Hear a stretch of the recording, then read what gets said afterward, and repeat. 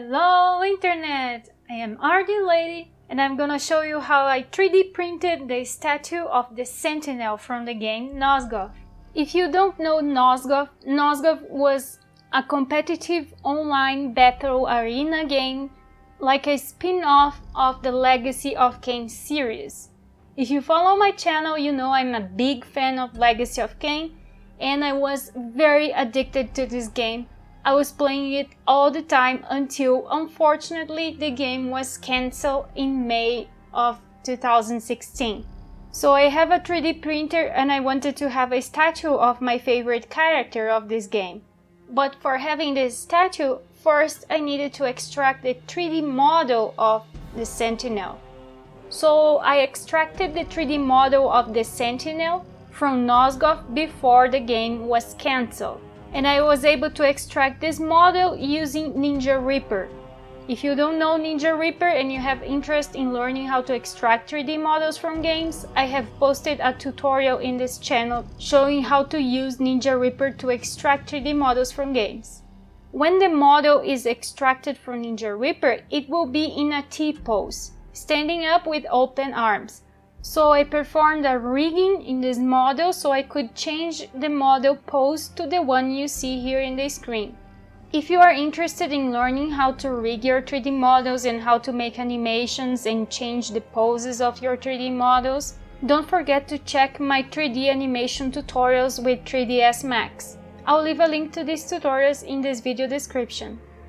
And since we don't have a very large printing area, I decided to separate the left and right wing of Sentinel from his body so I can print them separately with the maximum size that I could print. And for splitting the wings from the body of Sentinel, I just used the Pro Boolean tool in 3ds Max. The 3D printer that I have is a Da Vinci Jr. I bought this 3D printer a couple of years ago and it cost me $250. This is one of the cheapest 3D printers available, but it can print with a relatively good quality. The best resolution that it can print is 0.1 millimeters per layer, which is pretty similar to more expensive 3D printers. This is the 3D printer software, and I have already loaded the 3D model of Sentinel's body. And this is how the Sentinel statue will look like right after the 3D printing process. All these vertical filaments that you see are support material filaments. These support structures will hold everything in place during the 3D printing process. This is very critical, especially for those parts in the 3D model that have nothing under them to support their placement. These parts that have no support may fall during the printing process while the plastic is still warm. And it is not very difficult to remove the support materials after the printing job. But of course, after the 3D printing, the statue will have a lot of imperfections, so we need to do a lot of sanding and cleaning to the statue so it can have a better look. And let's send these files to the printer and let's start the 3D printing process. And here is Da Vinci Jr. starting the 3D printing for the first wing of the Sentinel statue. The printing process took about 14 hours for each one of the wings, but for printing the Sentinel's body, it took more than 2 days and a half, more or less. So unfortunately, I was not able to record all the printing process of Sentinel's body, because I didn't have enough memory in my cell phone to record it.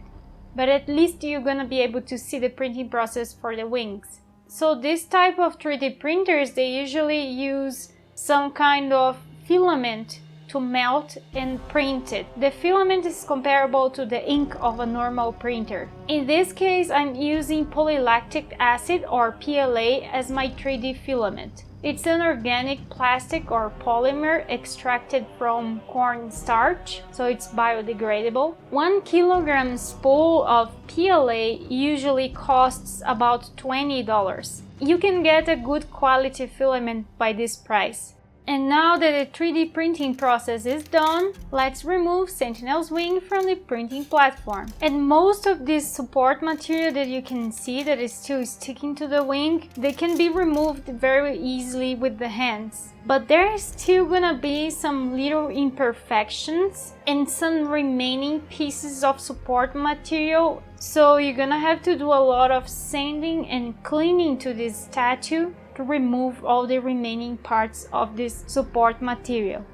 So now let's print the second wing of the Sentinel statue. The only bad thing about this 3D printer, the Da Vinci Jr, is that it only accepts proprietary filaments. By default, it will not accept the cheaper filaments produced by other brands. And the problem is that this proprietary filament is more expensive. It comes in smaller amounts and it has a lower quality compared to other common filaments that we can find for a lower price. To solve this problem, I performed a jailbreak. I unlocked this printer so it can accept now different types of filaments. The process is not that complicated, and there are also people that accept to perform the unlocking for you for a small price. I also did a few other optimizations to this printer. For example, I removed the front door to improve the circulation of air in the printer.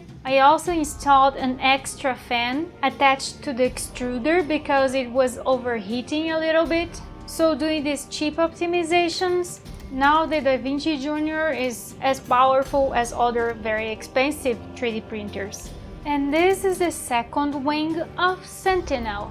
There is still some remaining support material sticking to the model, but I'll clean up this later. And this is Sentinel's body, finally. This was the printing job that took more than 2 days to finish. As you can see, some of the support materials can be removed with your own hands, but some other support materials are sticking really hard to the model. So you're gonna need some special kind of tools to remove them. It can be a spatula, a scissor, any other type of cutting tools. And for smaller imperfections in the statue, then you have to use sandpaper, a small drill, or small cutting tools, so you can be able to work on the small details with more precision. I'll play here the original audio of this printer so you can have an idea about how noisy are the fans of this printer while it's working.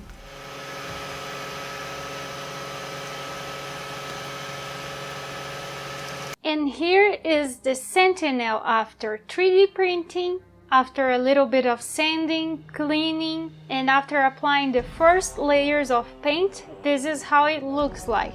It's already looking much better than it was right after the printing.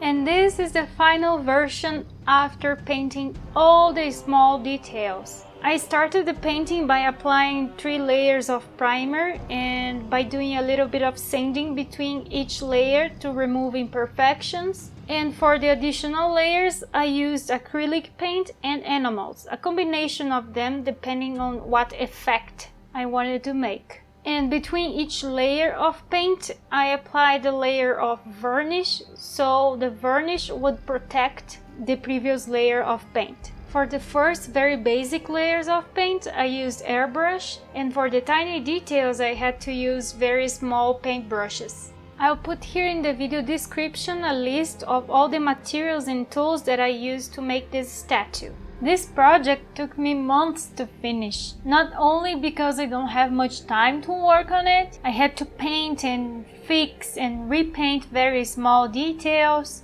and I had to learn how to paint as well because this was my first very detailed painting that I ever did. So it took me months to finish this project. And this is my Sentinel figure, or the Sentinel statue, that I wanted to show you. If you liked this video, don't forget to give a like and subscribe to this channel to receive more 3D printing videos. And don't forget to check our social media on Twitter and Facebook. I'll see you next time. Bye bye.